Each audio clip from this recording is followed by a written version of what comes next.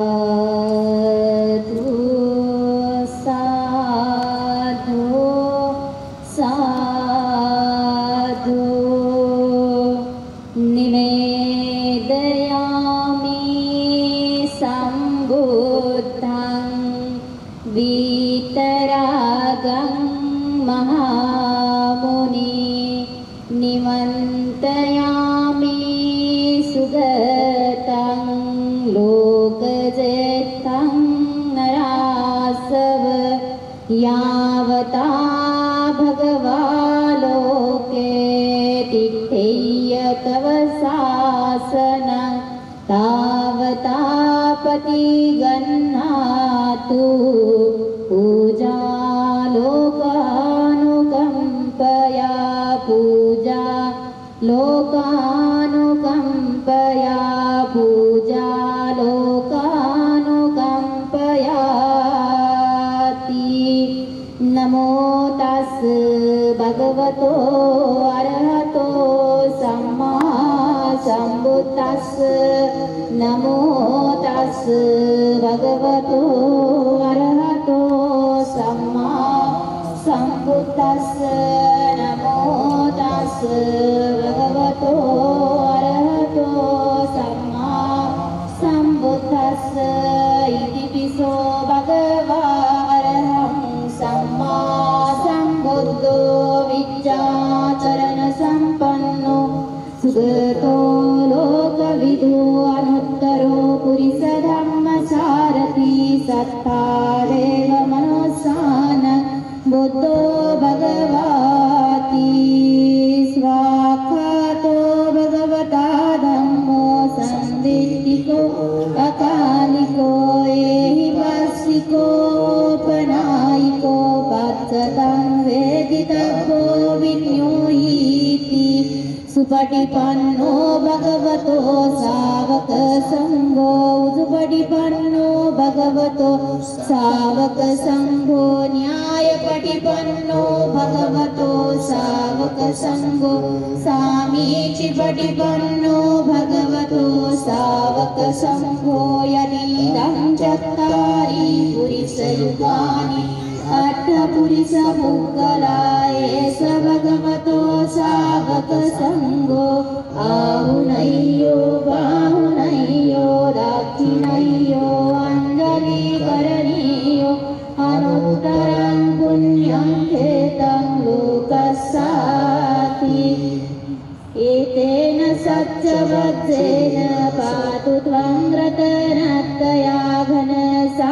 घनसारपदीतेन दीपेन तमदंसिनाति लोकदीपं सम्बुद्धं पूजयामि तव वदनं अनन्तगुणगन्धिना सुगन्धिनां गन्धेन पूजयामि तथागतं वर्णगन्धगुणकेतं कुसुमसन्तति पूजयामि मुनीन्द्रस्य श्रीपादसरोरुहे पूजयामि बुद्धं कुसुमेन नेन पुष्पेन मेतेन लभामि मोक्षं पुष्पं विलायाति यथा इदं मे कायो तथा याति विनाशभावं वन्दामि चेत्यं सब्बं सब्बठानेषु पठितं शारीरिकधातु महाबोधि बुद्धरूपं सकलं सदा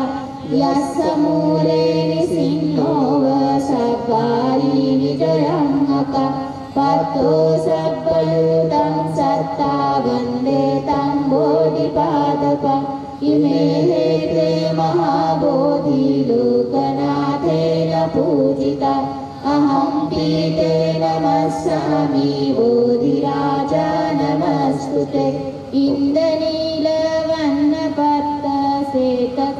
इन्द्रनीलवर्णपट्टश्वेतखण्डभासुरं सत्तुनेत्थपङ्कजाहि पूजितग्गसातदं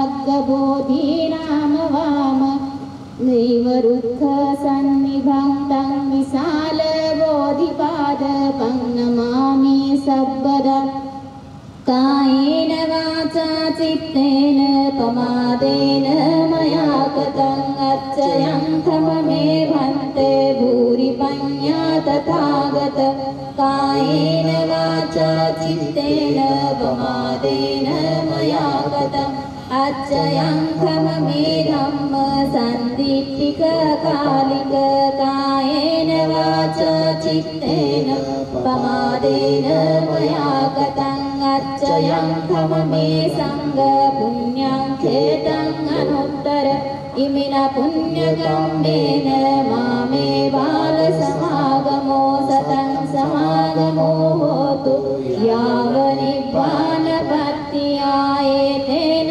स्वच्छवत्सेन पातु त्वं रतनत्तेन पातु त्वं रतनत्तयायेतेन स्वच्छवत्सेन पातु त्वं रतनत्तया करणीयमर्थकुशलेन यन्तं सन्तं पदम् अभिसमेच्य सक्को उदो च सुदो च सुवचो तस्समुद्वनतिमानि सन्तोषको च सुकरो च अपकिञ्चो च सल्लहुकौ उत्ति सन्तीन्द्रियो च निपको च अपगभ्भो कुलेषु अननुगिद्धो न च भूतं समाचरे किञ्चि येन विन्यो परे उपवदेयो सुखिनो वा खेमिनो हन्तु सब्बे सत्त भवन्तु सुखितत्ताये कीचिपाणभूतत्ति तसावाधावरा वा अनवशेष दीर्घावाये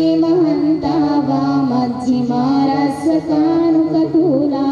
मध्यमारस्वकानुकतूलादिभावाये वादिष्ठा ये च दूरे वसन्ति अविदूरे भूता वा सम्भवे शिवा सप्ते सत्ता भवन्तु सुखितत्ता न परो परं निगोभेत नातिमन्येत कत्तचिनं कञ्चि व्यारोसना पडिगसंज्ञान्यान्यमन्यत् स दुःखमेच्चय्य माता यथा नियं भूतं आयुषा एकभूतमनुरक्षे एवं त्रिसर्वभूतेषु मानसं भावये अपरिमाणं मित्तं च सर्वलोकस्मिन् मानसं भावये अपरिमाणं ओधं अधो च तिर्यं च असंवादं अवेरं असपत्ता तीर्थं चरं निसिन्नो वा शयानो वा यावतस्य विगतमिद्धो एतं सतिं अदिठेय ब्रह्ममेतं विहारं विधमाहो दिठिं चानुपगम्यशीलवा दर्शनेन सम्पन्नो काव्येषु विनय्यतेनं न हि जातु गब्बसेयं पुनरेति एतेन सत्यवज्रेण सोत्थिते होतु सर्वदा एतेन सत्यवज्रेण सर्वदुःखा सर्वभया सर्वरोगा विनाशतु एतेन सत्यवज्रेण होतु ते जयमङ्गलानि साधुवद्ध सर्वांनी साधुवद्ध परत सर्वांनी वंदन करा बुद्धं नमामि पाच दिवस इतकं सुंदर वंदन केलं तुम्ही आज काय झालं माहिती परत रिपीट अगेन बुद्धं नमामि व्हेरी गुड धम्मं नमामि संघं नमामि अशा प्रकारे या ठिकाणी सुरुवातीला सूचनाला घेऊन जायचं आहे रामटेके सरांच्या गाडीमध्ये भिक्खू संघ जातील आणि सतीश आठवले जे ड्रायव्हिंग उपासिकाचं स्टेशन आहे म्हणून एकच काम करा चर्चेपेक्षा फक्त जेवण करा आणि जेही आहे ते प्रसन्न चित्ताने ग्रहण करा आणि चांगल्या प्रकारे आता म्हणजे सहकार्य प्रत्येकाने आपापल्या पद्धतीने सहकार्य करा गुरुर ज्योती गुरुर शाहुधारका वंदिते तुम्हामी बहुजनांचा नायका करुवं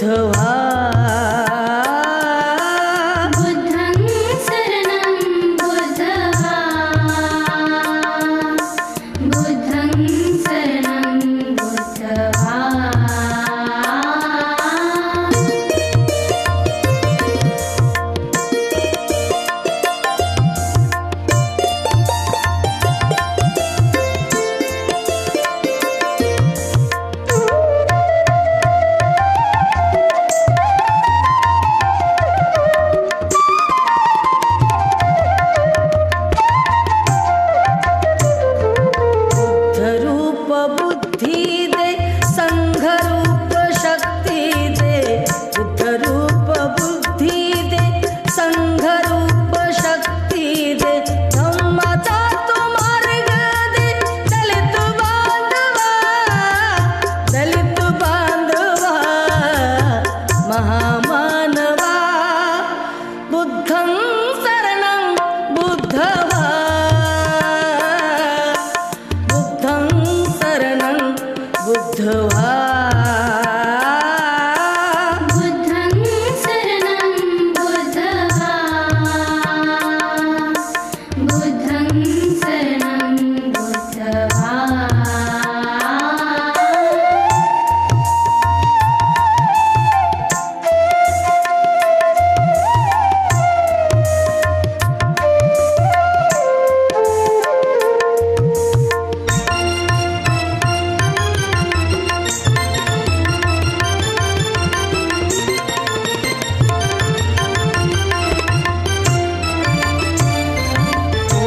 आम्ही शीलवान सारे आम्ही गुणवान हो आम्ही शीलवान सारे आम्ही गुणवान विकासाचा घरोघरी लाविला दिवा महामानवा बुद्धं शरणं बुद्धवा बुद्धं शरणं बुद्धवा बुद्धं शरणं बुद्धवा बुद्धं शरणं बुद्धवा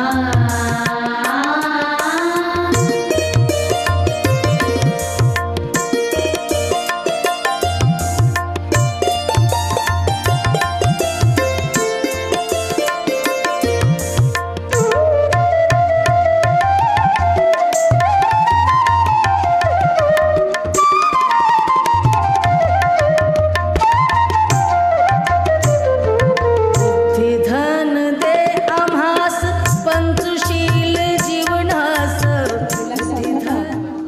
ओके, खुश झाले का? सलामी देतील त्यांनी तयार राहायचं आहे. अधिष्ठानाच्या दिशेने वंदनीय संघांना या ठिकाणी घेऊन येतील. त्यानंतर यथोचित मानवंदना सलामी भिक्खू संघांना या ठिकाणी समता सैनिक दलाचे जवान येतील अशी मी त्यांना आदेशित करतो.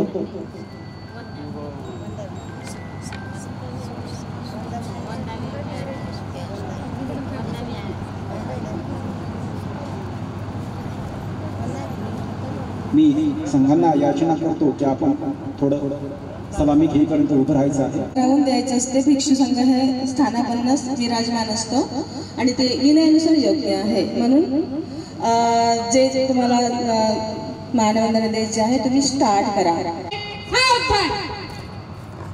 परेड विश्राम परेड सावधान परेड एक साथ भिक्षु संघ को मान वंदना देगा. सलामी दे. जय भीम जय भीम जय भीम. दो परेड विश्राम. धन्यवाद. समता सैनिक दल यानंतरचं सूत्र संचालन. आणि या पुण्यामध्ये आपण सर्व श्रद्धा संपन्न उपासक उपासिकांनी गेल्या 25 मार्च पासून खूप मोठं योगदान दिलेलं आहे. 25 मार्च ते आजपर्यंत आपण कारंजा वासियांनी खूप मोठं सहकार्य केलेलं आहे. आजचा हा शेवटचा संघदानाच्या कार्यक्रमामध्ये बाहेरून आलेले बरेच उपासक आहे. यवतमाळच्या उपासिका, मंगरुळपीरच्या उपासिका, दारवा येथील उपासिका आणि ठिकठिकाणच्या उपासक उपासिका या ठिकाणी आपल्या या पुण्यकर्मामध्ये सहभागी झालेले आहेत. सर्वांची या ठिकाणी जिगच्छा परमारोग ज्याला म्हटलं जातं, भूक हा सर्वात मोठा रोग आहे आणि म्हणून आपण पहिल्यांदा सगळ्यांची जेवणाची सुद्धा आता व्यवस्था केलेली आहे. पोटाची भूक आता शांत आपण केलेली आहे. आता आपल्याला मनाचा आहार घ्यायचा आहे.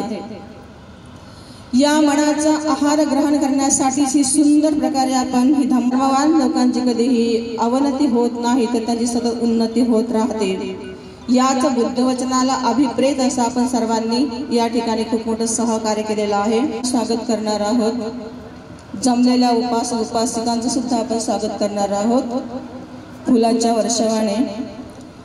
त्यासाठी पहिल्यांदा एक छोटसे फक्त एक शब्द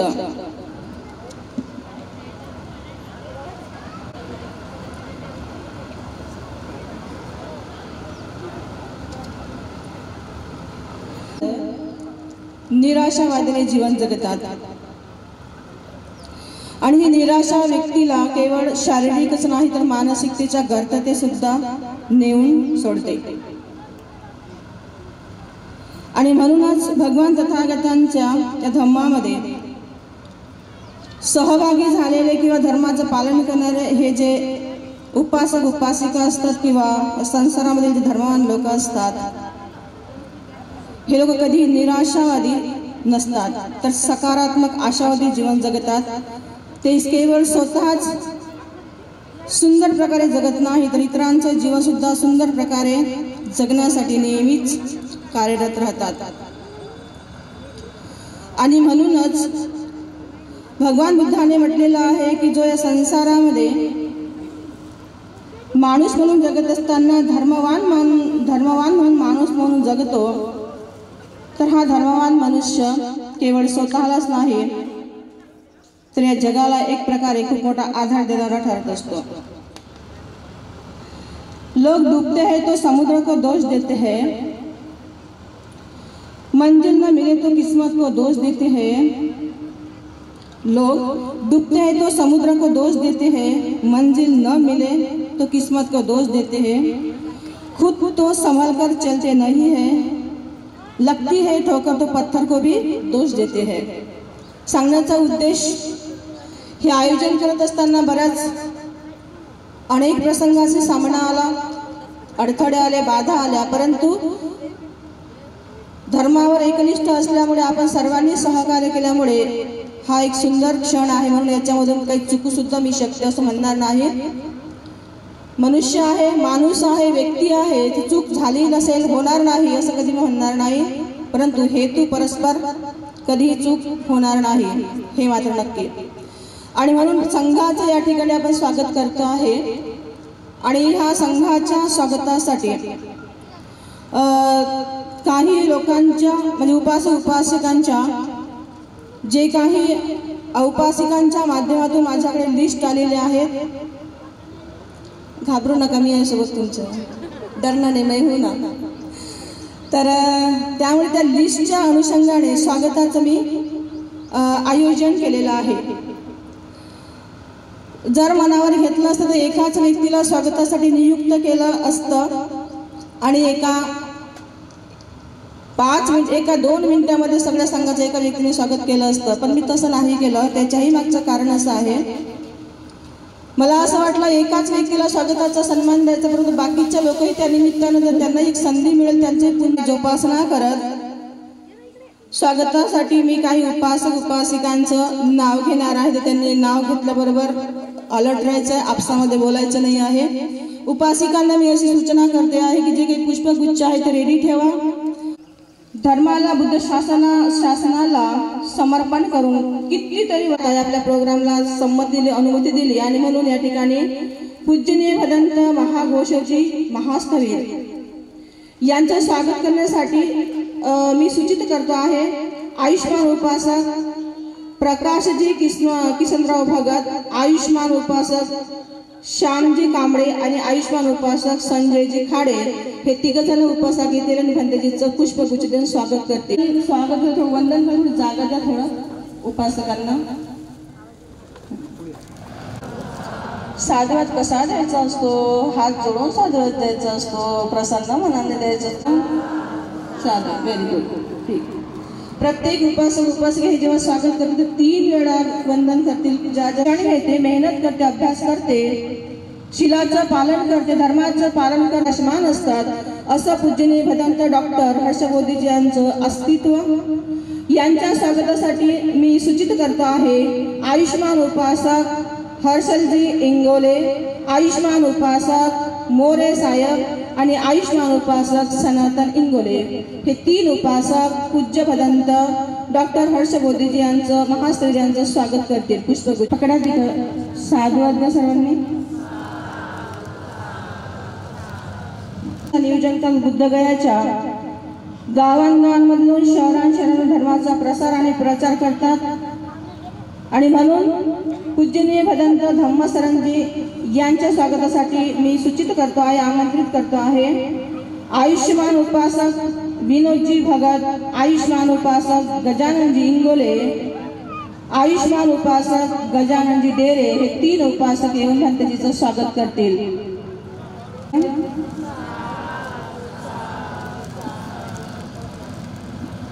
शासनामध्ये व्यक्तीचं वय किती मोठं आहे हे पाहिलं जात नाही, व्यक्ती शिक्षित किती आहे हे पाहिलं जात नाही, व्यक्ती कशा प्रकारे म्हणजे लहान आहे की मोठा आहे वयाचा विचार न करता, शिक्षणाचा वय न करता विनयाच्या नुसार उपसंपदेच्या नुसार त्या व्यक्तीची एक प्रकारे गिनती चालते आणि म्हणून या संघामध्ये पूजनीय आर्यजी संघशिलाजी थेरे गौतम नगरामध्ये राहतात आणि कारंजा वासियांविषयी विशेषतः खूप स्वाभिमानाची गोष्ट आहे. नव्हतं अतिशय हालाकीच्या परिस्थितीमध्ये आर्यजींनी गौतम नगर या ठिकाणी कुटी आणि विहाराची उत्पत्ती करून निर्माण करून खेड्यापाड्यांमध्ये जाऊन त्याची निर्मिती करून आज वयाचं 80 वर्ष त्यांना सुरू आहे. त्यांच्याकडे आपण पाहतो म्हटलं आणि या रॅलीमध्ये आपण पाहिले की त्या थोड्या देखील थकल्या नाही, हात पकडला की झटकायचा मला चालू द्या. 80 वर्षाच्या कालावधीमध्ये त्यांच्यामध्ये आज इतकं बळ आपण जे पाहतो ते धर्माचं बळ आहे. जरी मला नेहमी म्हणतात तुम्ही शिकल्या पण मला शिकता आलं नाही, काळ तसा होता, पण मी म्हणते आर्यजी तुम्ही जीवनाच्या अनुभवाने खूप मोठ्या समोर गेलेले आहेत, तुमचे जीवनाचे अनुभव खूप मोठे आहे, जीवनाच्या अनुभव तुम्ही शिकलेले आहात, तेव्हा आर्यजीला खूप म्हणजे खूप प्रसन्नता वाटतं. तर अशा प्रकारे कारंजा वासियांसाठीच नव्हे तर आजूबाजूच्या खेड्यापाड्यांसाठी पूजनीय संघशिलाजी आर्यजी म्हणजे एक प्रकारे खूप मोठं चिवराचं अस्तित्व त्यांनी सांभाळलेलं आहे. जरी शिक्षण कमी असेल पण सील त्यांनी चांगल्या प्रकारे सांभाळलेला आहे. जमेल त्या पद्धतीने प्रसार आणि प्रचार केलेला आहे आणि म्हणून या प्रसंगी धम्ममंडपामध्ये भिक्षुणी संघांमध्ये ज्या ज्येष्ठ आहेत आणि म्हणून पूजनीय आर्यजी यांच्या स्वागतासाठी मी उपासिकांना सूचित करतो आहे, आमंत्रित करतो आहे. आयुष्मती उपासिका नंदाताई भगत, आयुष्मती उपासिका ममताताई भगत आणि आयुष्मती उपासिका विजयाताई चव्हाण ह्या 3 उपासिका येतील आणि आर्यजींचे पुष्पगुच्छ देऊन स्वागत करतील. साधुवाद सर्वांनी.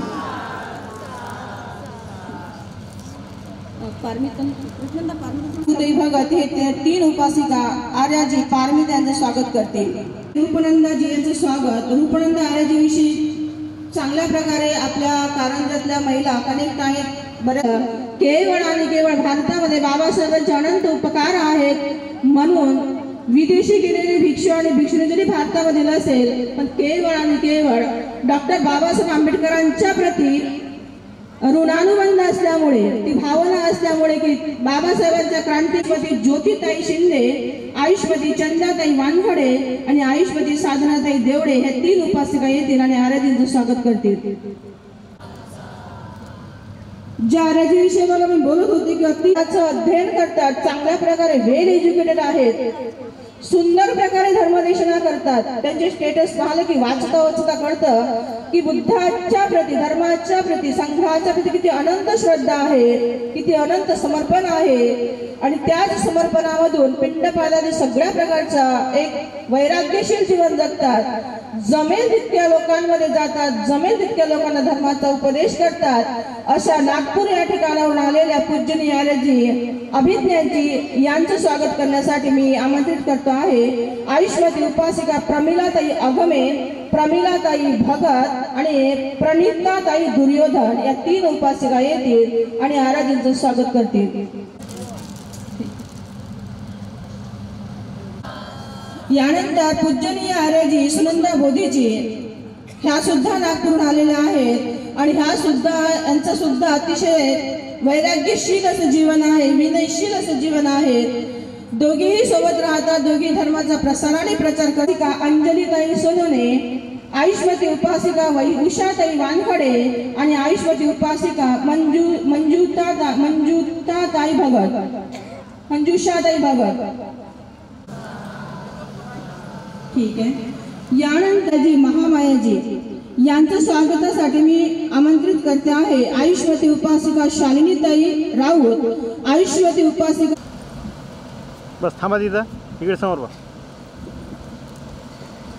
साधू किती वेळा सांगायचं मी तुम्हाला.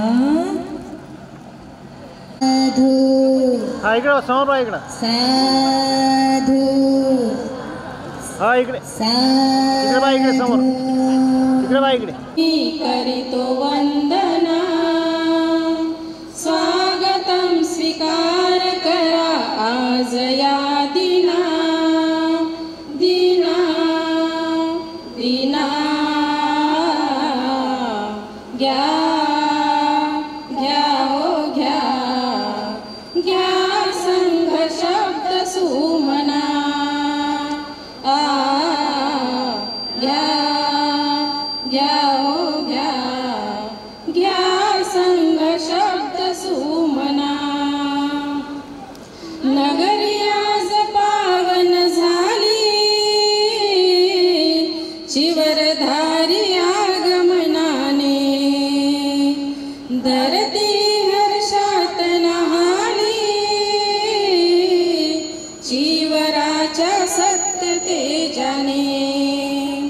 नगरी आज पावन झाली, शिवरधारी शिवराच्या सत्य तेजाने. बुद्ध धम्म संघाची वर्णितो महिमा, आम्ही वर्णितो महिमा. स्वागतम स्वीकार करा आज या दिना, दिना दिना. घ्या घ्या हो घ्या, घ्या संघ शब्द सुमना.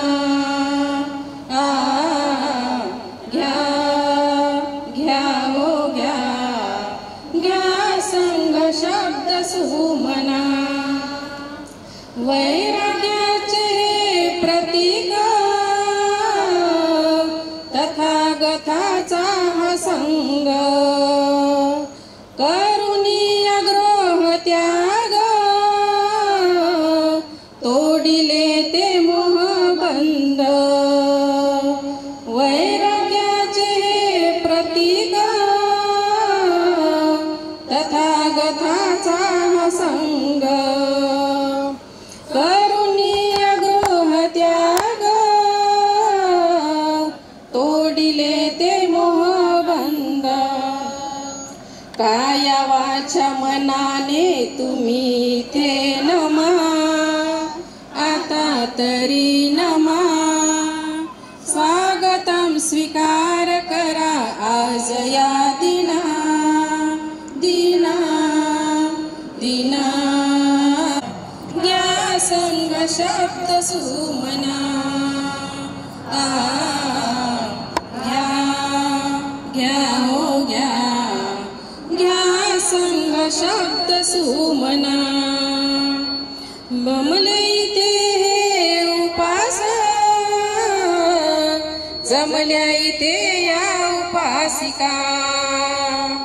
धम्माचे बना पायिका, धम्म प्रचार करायला शिका. जमले इथे उपास,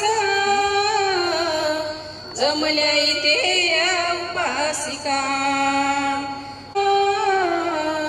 धम्म प्रचार करायला शिका. आर्य संघाची आता ऐका देशना, तुम्ही ऐका देशना. स्वागतम स्वीकार करा आज या दिना, दिना दिना. घ्या घ्या हो घ्या, घ्या संघ शब्द सुमना.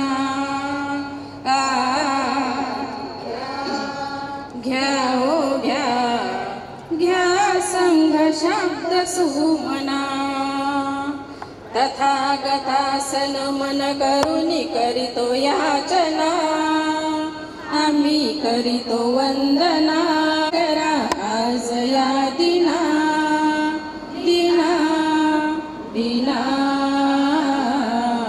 घ्या घ्या हो घ्या घ्या संग शब्द सुमना घ्या संग शब्द सुमना घ्या संग शब्द सुमना ज्या संग शब्द सुमना जय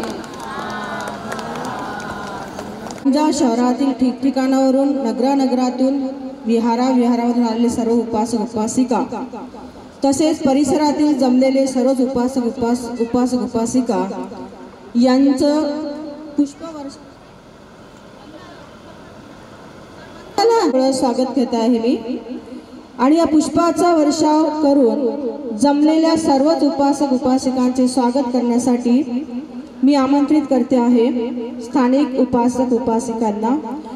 आयुष्मान उपासक संजयजी खाडे आणि आयुष्मान उपासक सोनोने सर हे उपासकांच्या लाईनमध्ये उभे राहून पुष्पांचा वर्षाव करणार आहेत, तसेच सोबत करणार आहेत। जोपर्यंत म्हणणार नाही तोपर्यंत करायचं नाही। त्यानंतर आयुष्मती उपासिका मायाताई डेरे आणि आयुष्मती रामटेकेताई ह्या उपासिकांच्या साईडला उभे राहून पुष्पांचा वर्षाव करणार आहेत। तर त्यांच्याकडे थोडं पुष्पांचं थोडंसं पुष्प द्या सर्वांनी। पुष्पांचा वर्षाव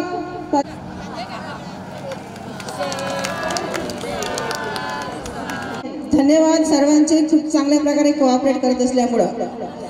परत आनंद बुद्ध विहारातील महिला अतिशय खरंच ऍक्टिव्ह आहेत, करतात कधी कचाकवीचा संघ हे ग्रंथ त्यांना प्रदान करून करणार आहेत। खूप खूप अभिनंदन तुमचं, अशी तुमची प्रगती होत राहो आणि समाजाला एक आदर्शवत वर्तन करून एक प्रकारे आपली धम्मदेशना देऊन कृतार्थ करावे। मैं पूजनीय भिक्खुनी अभिज्ञा जी आपसे बहुत नम्र निवेदन करती हूँ कि आप बैठे हुए उपासक उपासिका को धम्म देशना प्रदान करे। आता काय राहिलं?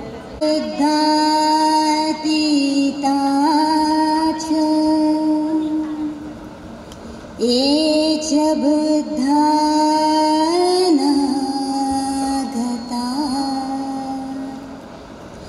पचुपन्ना जय बुद्धा अहं वन्दामि सर्वदा। एच धम्मा अतीता च एच धम्मा नागता पचुपन्ना जय धम्मा अहं वन्दामि सर्वदा। एच संघातीता च एच संघा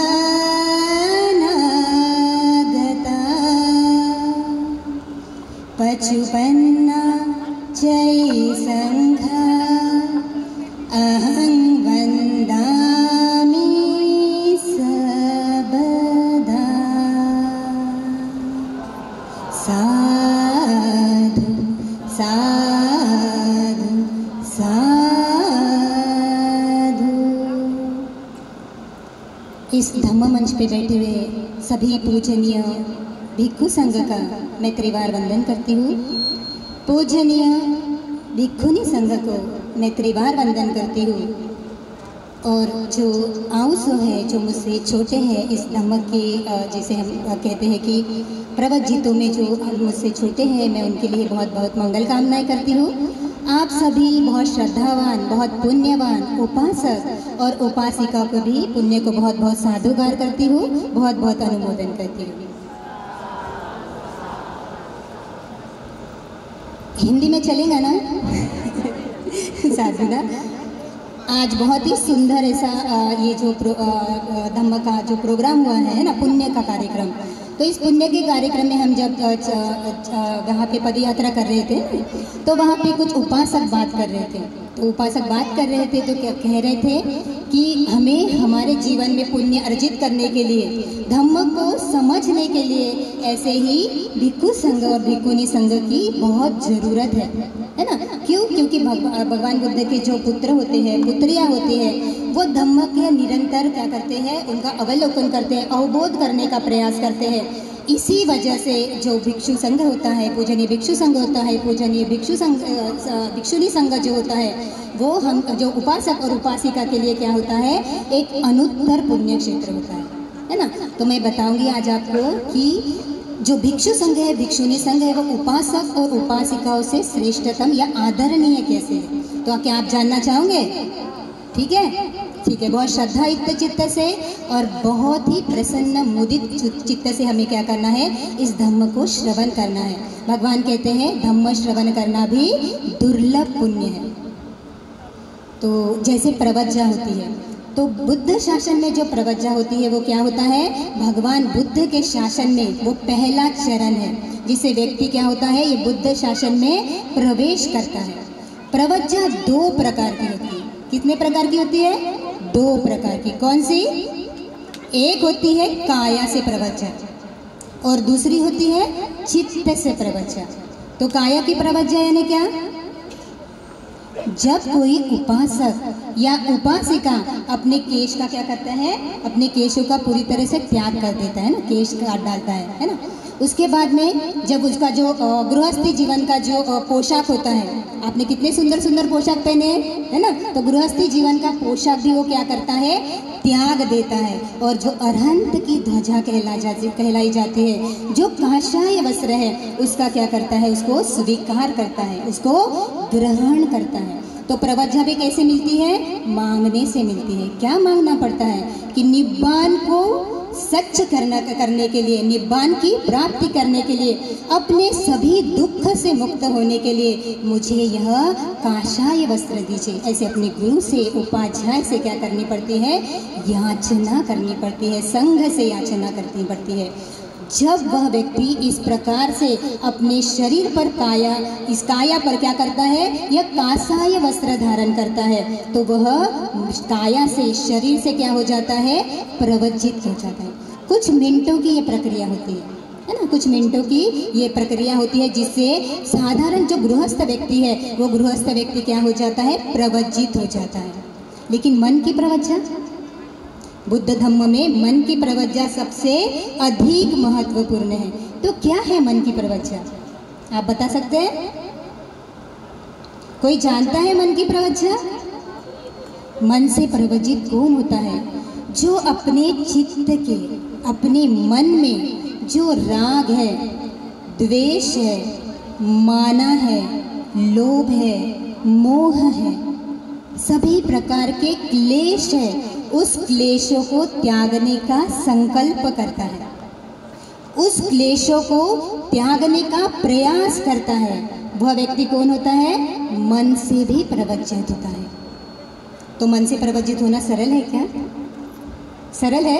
कितना कठिन होता है मन से प्रवज्जित होना, बहुत ही ज़्यादा कठिन होता है। क्योंकि हर एक क्षण में कभी लोभ आता है, कभी द्वेष आता है, कभी मान आता है, कभी क्लेश ही क्लेश निर्माण होते हैं। तो उसको समझना भी कितना कठिन हो जाता है। तो सोचिए, समझना ही जिसको इतना कठिन है, उसको दूर करना कितना दुर्लभ होगा, कितना कठिन होगा। तो हमें क्या करना है? जो व्यक्ति मन से प्रवज्जित होता है, वह व्यक्ति अपने राग को, द्वेष को, मोह को, माना को, विचिकित्सा को, सभी को क्या करता है? नष्ट करने का प्रयास करता है। इसी मायने में मन की प्रवज्जा क्या होती है? श्रेष्ठ प्रवज्जा होती है।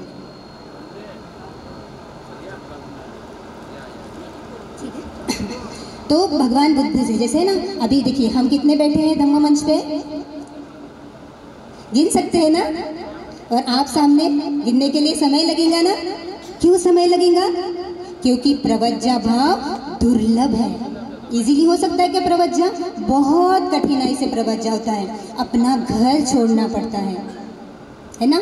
महिलाओं के अंदर सबसे ज़्यादा प्रॉब्लम है अपने बाल काटना, सबसे बड़ा है वो अपने बाल काटने से। कितना मोह होता है अपने बालों से, लेकिन उसको काटना, अपने जो अच्छे लगने वाले वस्त्र है उस वस्त्रों का त्याग करना, हमें जो चीज़ें पसंद है उस चीज़ों का त्याग करना कितना दुर्लभ है। तो भगवान कहते हैं इन्हीं सभी मामलों में जो गृहस्थ है उन गृहस्थों के लिए आदरणीय पूजनीय कौन है? भिक्षु भिक्षुनी संघ। एक दिन भी अपने परिवार से, अपने जैसे आप जिनकी शादी हो गई है ना, तो बच्चों से दूर रहना कितना कठिन होता है, अपने घर से रहना दूर रहना कितना कठिन होता है, अपने माता पिता से दूर रहना कितना कठिन होता है ना कठिन।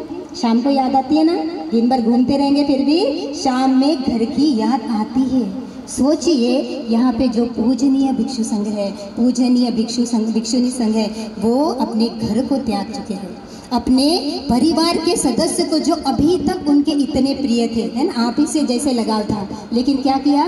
बुद्ध शासन में प्रगति करने का, बुद्ध शासन को अनुभव करने का इतना उत्साह मन में था कि हमने वो सब कुछ त्याग दिया।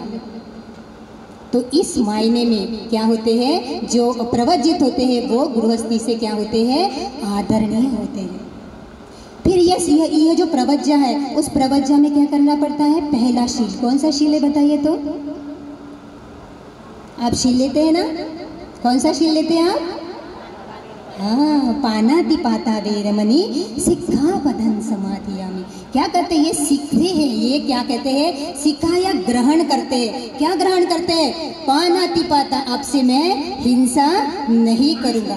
लेकिन सच बोलिए, गृहस्थी जीवन में काम करते उड़ते कभी हो जाता है कि नहीं हो जाता है ना? कभी काया से हो जाता है, ना चाहते हुए भी हम क्या करते हैं, ऐसे से हमसे जैसे जैसे घर की चींटियां हैं वो मर जाएंगी या फिर कुछ हो जाएगा, है ना, तो इसका हिंसा न चाहते हुए भी हो जाता है। लेकिन जो प्रवज्जित होता है वो क्या करता है? अपने इस शीलों को क्या करता है? बहुत कड़ाई से पालन करता है। मुझसे भूलवश भी किसी प्राणी की, चाहे छोटा हो, सूक्ष्म हो या स्थूल हो, उसकी हिंसा ना होने पाए, इसका क्या करता है? प्रयास करता है। इस मायने में प्रवचित क्या होता है? जो गृहस्थी लोग हैं उनके लिए आदरणीय होता है ना। बहुत सारे लोग क्या करते हैं, जैसे कभी कभी पशु की बलि भी दे देते हैं, है ना, उसको खाने के लिए, या फिर उसके मांस का जो रस है वो रस चखने के लिए, या फिर अपने जो जीवा है उसकी जो जिसका हम स्वाद बढ़ाने के लिए कभी कभी प्राणियों की हत्या भी कर लेते हैं। लेकिन प्रवज्जित इस मामले में क्या होते हैं? इसका शील का बहुत अच्छा से पालन करते हैं, इसीलिए प्रवज्जित पूजनीय होते हैं, आदरणीय होते हैं। फिर दूसरा शील है, कौन सा शील है? हाँ, अदिन्नदाना वेरमणि सिक्खापदं समाधियामि। क्या कहते हैं? मैं चोरी नहीं करूँगा, है ना, चोरी नहीं करूँगी। तो कौन सी चोरी नहीं करना है? काया से, वाचा से और मन से भी किसी के वस्तु को ग्रहण करने की आशा नहीं रखूँगी। तो कभी कभी होता है ना, ऐसे भूलवश हो जाता है, कभी किसी के जैसे फूल रखे हैं तो उसमें से फूल भी लिए जाते हैं, कोई वस्तु है न चाहते हुए, कभी कभी ध्यान में भी नहीं आता, सती भी नहीं होती है, तो क्या करता है? भूलवश यह चोरी हो जाती है। कभी कभी पॉकेट से पैसे भी निकाल दिए जाते हैं घर के लिए, आज सब्जी लानी है तो क्या करना है? पैसे नहीं है, तो होता है ना कभी कभी ऐसे। लेकिन जो प्रवज्जित होते हैं वो हर मामले में अपने शील का पालन करते हैं। कभी भी दूसरों की अगर चीज़ पड़ी हुई भी होती है उसको उठाने के लिए कोशिश भी नहीं करते, मन में भी नहीं लाते कि किसी की वस्तुओं को मैं क्या करूं, बिना दिए हुए ग्रहण करूं। होता है ना ऐसे। भगवान के काल में जब माता विशाखा जी थी, है ना, तो माता अभी तो उन्होंने, उनका क्या था कि उनका जो हार था वो हार कितने करोड़ का था? 9 करोड़ का। 9 करोड़ का हार वो वहाँ पे जो बुद्ध विहार थे, वो बुद्ध विहार में उन्होंने भूलवश छोड़ गए।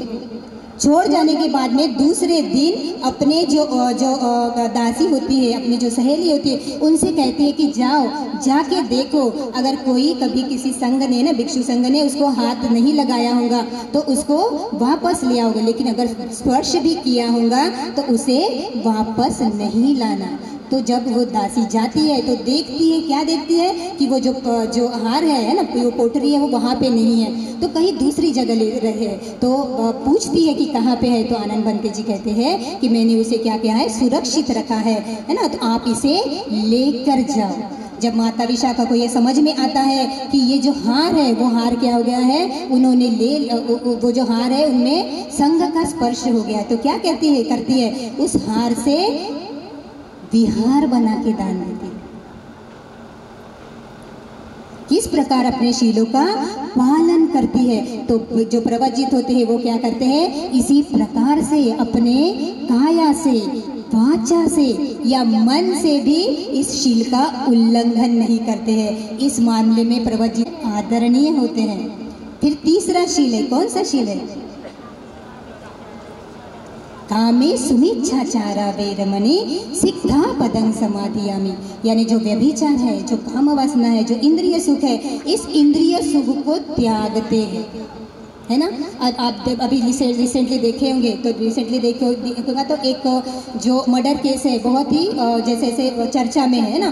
कोई एक लड़की थी जिसने क्या किया, अपने पति के 15 टुकड़े कर दिए, है ना, और उसने क्या किया, पानी के ड्रम में उसको भर दिए, ऊपर से सीमेंट लगा दिया।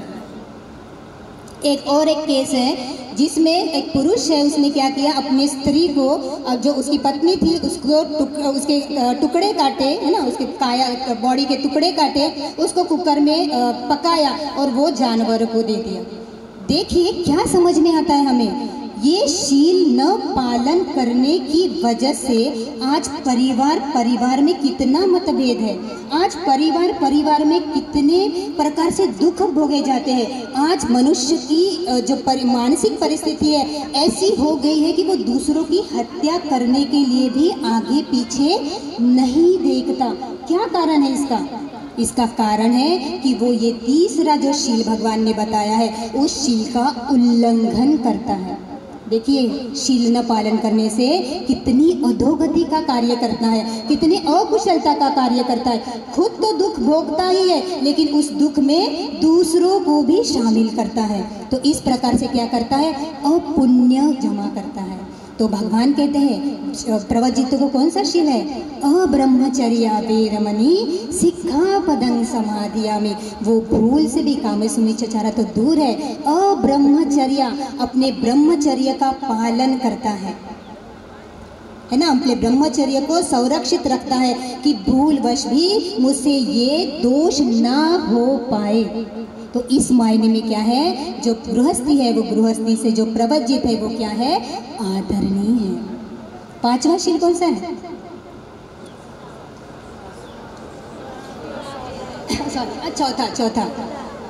चौथा शील मूसावादा वेरमणि सिक्खापदं समाधियामि। झूठ नहीं बोलूंगा, इसमें 4 शील और है ना। मूसावादा यानी झूठ बोलना।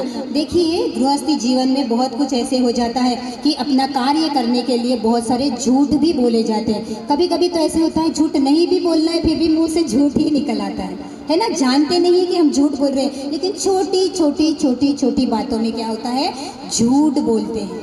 तो अपुण्य ही क्रिएट होता है ना, अपुण्य ही कमाते हैं ना। तो भगवान क्या कहते हैं, मूसावादा वेरमणि, क्या करना है, असत्य नहीं बोलना है, झूठ नहीं बोलना है। इस प्रकार से जो पूजनीय प्रवजित संघ होता है वो क्या होता है, ये उपास गृहस्थ से क्या होता है, आदरणीय होता है।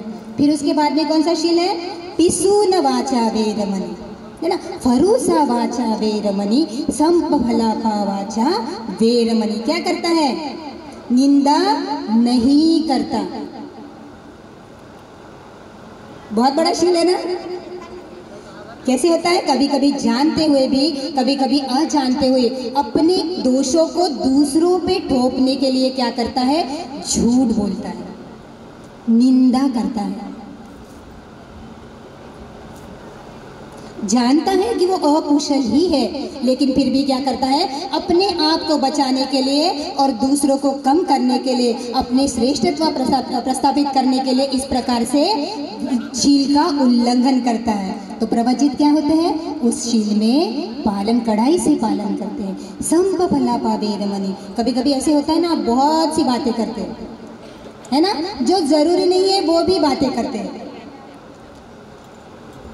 तो अपना कितना जो इम्पोर्टेंट काम है, उस इम्पोर्टेंट समय है, उसको क्या करते हैं, ऐसे कार्यों में व्यतीत करते हैं जो कार्य ना तो आपके दुख दूर करने के लिए है, ना तो उस समय से सुख का निर्माण करने में है। लेकिन भगवान ने भिक्षुनी संघ को ये नियम दिया है कि जब भी बोलो, क्या बोलो, धम्म की ही भाषा बोलो।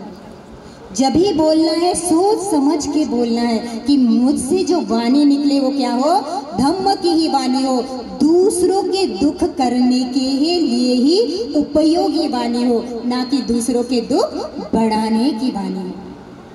तो इस मामले में क्या है, प्रवजित क्या है, आदरणीय है जो गृहस्थ वर्ग है उससे। फिर भगवान क्या कहते हैं, पांचवा जो शील है, कौन सा पांचवा शील है, सुरा मेरय मज्जपमादठाना वेरमणि सिक्खापदं समाधियामि। देखिए समाज में आज यह शील न पालन करने की वजह से बाकी के सभी शीलों का उल्लंघन होता है ना। नशीली पदार्थों का सेवन क्यों किया जाता है, क्यों किया जाता होगा, ऐसे कहते हैं जो नशीली पदार्थों का सेवन करते हैं, हमारे जीवन में बहुत दुख है ना, उस दुख को भुलाने के लिए हम क्या करते हैं, इस पदार्थों का सेवन करते हैं। लेकिन दुख को दूर करने का मार्ग तो केवल बुद्ध ही बताते हैं। तो बुद्ध तो कभी नहीं बताते कि सुरा मेरे का सेवन करना चाहिए, वो तो हमेशा कहते हैं कि सुरा मेरे यानी जो भी नशीली पदार्थ है जो हमें बेहोशी ला सकती है, उस चीज़ों को हमें क्या करना है, दूर करना है, उससे हमें दूर रहना है। एक रिसेंटली अभी है ना, हम समाज में रहते तो समाज की बातें भी जानना बहुत ज़रूरी है, ताकि लोगों को समझा सके कि देखिए अगर शील का पालन नहीं करते हैं तो कितना बड़ा हानि अपनी कर लेते हैं। तो अभी रिसेंटली ऐसे पता चला कि एक जो नशीली पदार्थों का सेवन करने वाला व्यक्ति था, उसने अपने 5 साल के लगभग के बेटे को रास्ते पे पटक पटक के मार डाला। क्यों किया, क्योंकि सुरा मेरे ये नशीली पदार्थों का सेवन करता था। आपने भी देखा होगा कि जो नशीली पदार्थों का सेवन करते हैं उन्हें होश ही नहीं रहता कि मैं क्या कर रहा हूँ, उन्हें होश नहीं रहता मैं क्या बोल रहा हूँ। तो ऐसे ही घर में जाते हैं, है ना, कहीं पे भी पड़े रहते हैं या फिर अपने वाणी का दुरुपयोग करते हैं। उन्हें देखकर उनके परिवार के छोटे छोटे बच्चे भी इस प्रकार के अकुशल कार्य में जा जाते हैं। क्या उस घर की स्त्रियाँ सुरक्षित होती है, क्या उस घर की स्त्रियां भी जो होती है वो अपने आप को वहाँ पे सुरक्षित महसूस करती है, उसे भी कितना दुख होता है किस शील की न पालन करने की वजह से। सुरा मेरा यमज्जपमादठाना, सही है। इसलिए भगवान कहते हैं इस शीलों के मामले में भी प्रवजित क्या होते हैं, जो गृहस्थ होते हैं उनके लिए आदरणीय होते हैं। फिर छठवां शील कौन सा है, कौन सा है, आप उपोषद के दिन लेते हैं ना, विकाल भोजना वेरमणि सिक्खापदं समाधियामि। विकाल भोजन है मध्याह्न के बाद में मैं ऐसे चीज नहीं खाऊंगा जो दांतों के नीचे आती है ना।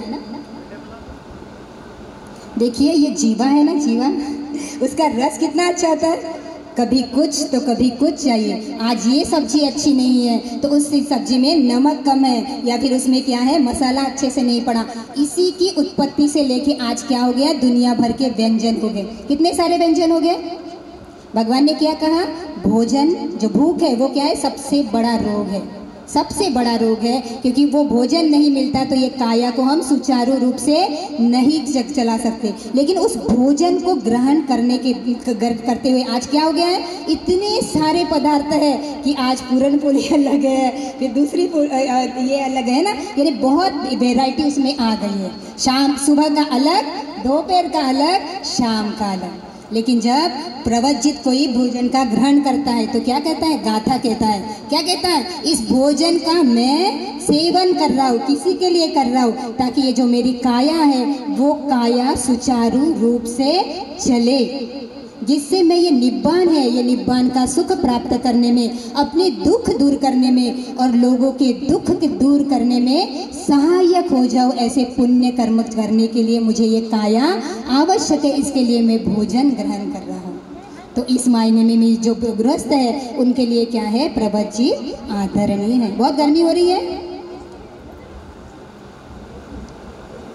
बहुत गर्मी हो रही है ना, लेकिन इसमें भी क्या है, अगर समता आ जाए, समता सबसे इम्पोर्टेंट है ना। चाहे सुख हो चाहे दुख हो, जो व्यक्ति अपने चित्त को शांत करता है, जो व्यक्ति अपने मन पर संयम रखता है, जो व्यक्ति अपने मन पे विजय प्राप्त करता है, वही व्यक्ति क्या होता है, श्रेष्ठ होता है। तो यही क्या करते हैं, प्रवचित करते हैं। देखिए है ना, आप देख रहे होंगे हम लोगों को हमारे जीवन में कि बहुत सरल है। अगर सरल होता तो बहुत सब कुछ लोग अपने सुख संपत्ति का त्याग कर देते और सभी लोग प्रवचित हो जाते। बहुत कठिन है ना, सब सुखों को त्याग करना, बहुत जीवन का उद्धार कर ले, सभी अपने सही अर्थ में अपने जीवन को सभी दुख से मुक्त होने का और परम सुख निब्बान प्राप्ति का मार्ग मिल जाए। इसी वजह से क्या करता है, इस प्रकार से अपना जीवन एक से दूसरे गाँव, दूसरे से तीसरे गाँव, ऐसे तरह से घूमता रहता है ना। अभी आपसे थोड़ा सा क्षमा चाहती हूँ कि अभी हमारा एक शिविर है ना, तो 20 से 30 अप्रैल में भीम टेकड़ी में शिविर है, जहाँ पे पूजनीय भिक्षुनी संघ है थाईलैंड, जहाँ से हमने प्रवज्जा ली है और उपसंपदा ली है, वहाँ का पड़ता है। तो मन में ये था कि अरे हम तो 2 महीना हमारे पास तो दान नहीं है, अब हम क्या करेंगे। तो पूजनीय भिक्षुनी संघ है ना, हमें जानते भी नहीं थे।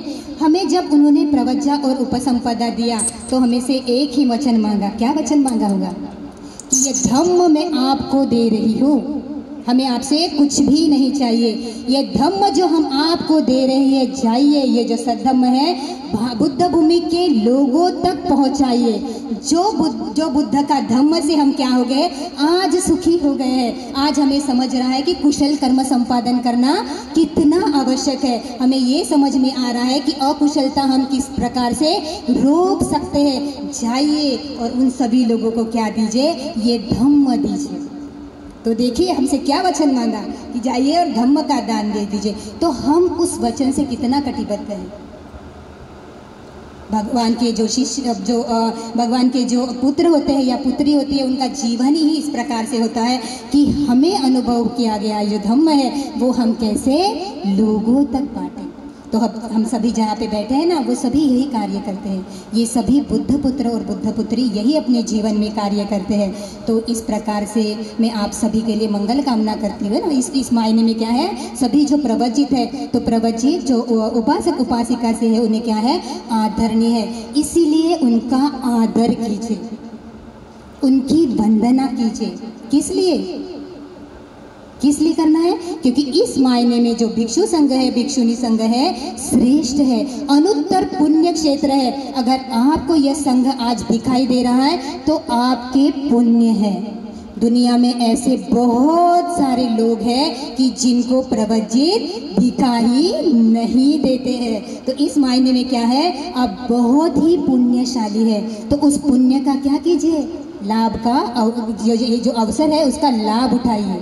तो जिस प्रकार से हमारा मन केवल एक प्रवचित के आगे झुकता है, तो केवल एक प्रवचित के आगे नहीं झुकता है। तो एच संघा अतीता च एच संघा अनागता पचपन्ना चये संघा अहं वंदामि सबदा। तो अभी तक जितने भी संघ हुए हैं, आज जितने संघ हैं और भविष्य में जितने भी संघ आए, उनके लिए हमारे मन में क्या होता है, आदर बढ़ता है। और ये आदर ही हमें क्या करता है, ये श्रद्धा ही हमें भगवान बुद्ध के सद्धम्म पर विश्वास दिलाता है और हमारे दुख से दूर होने का और हमारे जीवन में सुख निर्माण करने का क्या होता है, एक प्रकार से एक जिसको हम बोलते हैं सहायक होता है। तो हम आप सभी के प्रति बहुत बहुत मंगल कामना करते हैं, सभी के पुण्य को बहुत बहुत साधुवाद करते हैं। आपके पुण्य ऐसे निरंतर बढ़ते जाए, आपके पुण्य ही आपके जीवन के सभी दुख से मुक्त होने के लिए और आपके सभी जीवन में सभी प्रकार के सुख प्राप्त करने के लिए सहायक हो जाए।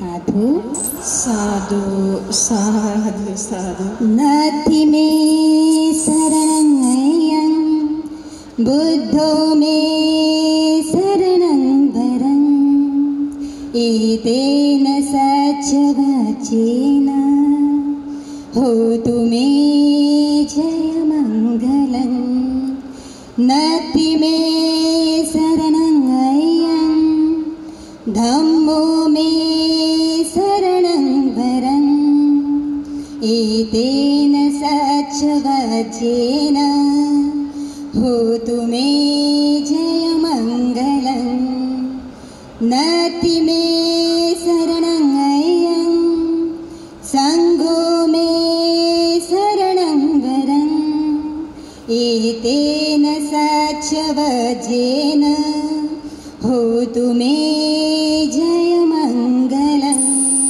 नमो बुद्धाय नमो धम्मा नमो संघाय साधु साधु साधु साधु।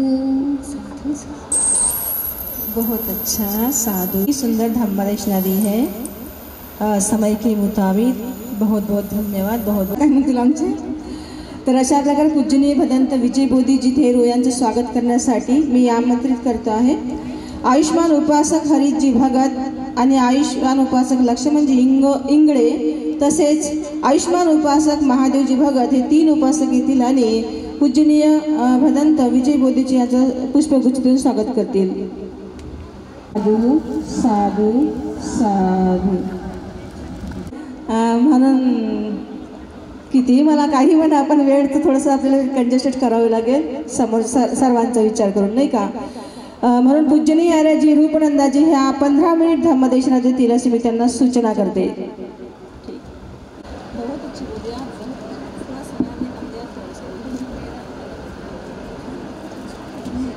साधु साधु साधु सुखो बुद्धानुभादो सुखा सद्धम्मदेशना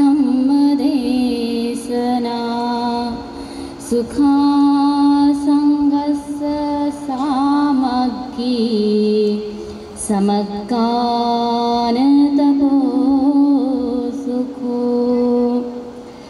स्थिर साधन्यानंदकाराचा नाश करून प्रज्ञेचा दीप प्रज्वलित करणारे प्रज्ञाशील करुणेचे उद्गाते करुणेचे महासागर महाकारुणिक तथागत भगवान बुद्धोपदेशित आर्य सा सद्धम्म आणि त्या सद्धम्माचा प्रचार आणि प्रसार करणारा वंदनीय पूजनीय भिक्खू संघ भिक्खुणी संघ बुद्ध धम्म संघ या 3 रत्नास त्रिवार वंदन।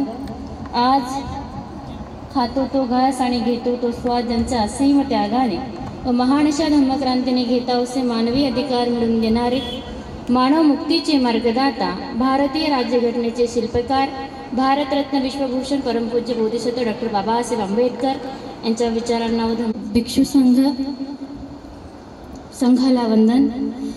ज्यांच्यामुळे माझी उपसंपदा सक्सेस झाली त्या मार्गदर्शिका वंदनीय पूजनीय पूज्य भिक्खुणी बुद्धकन्याजी थेरी यांना या ठिकाणी उपस्थित वंदनीय पूजनीय भिक्खुणी संघाचे नाव आपल्याला सगळ्यांना माहीत आहेत आणि वेळ खूप कमी आहे। पहिले अलर्ट केलेले आहे अय्याजीने की खूप कमी बोलायचं आता काय बोलायचं हे कळना झालंय पण बोलायचं आहे नाही का।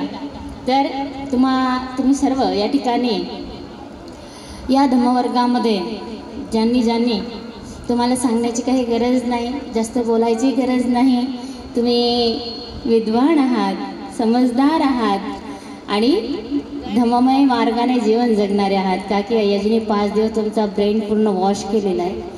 आता तुम्हाला थोडी एवढी जास्त गरज पडणार नाही। जमीन जी पडीत होती तिला जरा पिकाऊ केलेलं आहे। आता आम्हाला फक्त बीजच टाकायचं काम आहे आणि ते बीज चांगल्या प्रकारे येईल याची आशा आहे आणि येणार हे खात्रीसुद्धा आहे। तर आपण सर्व श्रद्धावान शील संपन्न पुण्यवान उपासक तथा उपासिका बालक तथा बालिका सर्वांना खूप खूप मंगलकामना, मंगलमैत्री। आज या दिनी मंगल हो, सुखी राहा। आजच्या या महत्त्वपूर्ण दिनी आपण या ठिकाणी पूजनीय संघाची वेगवेगळ्या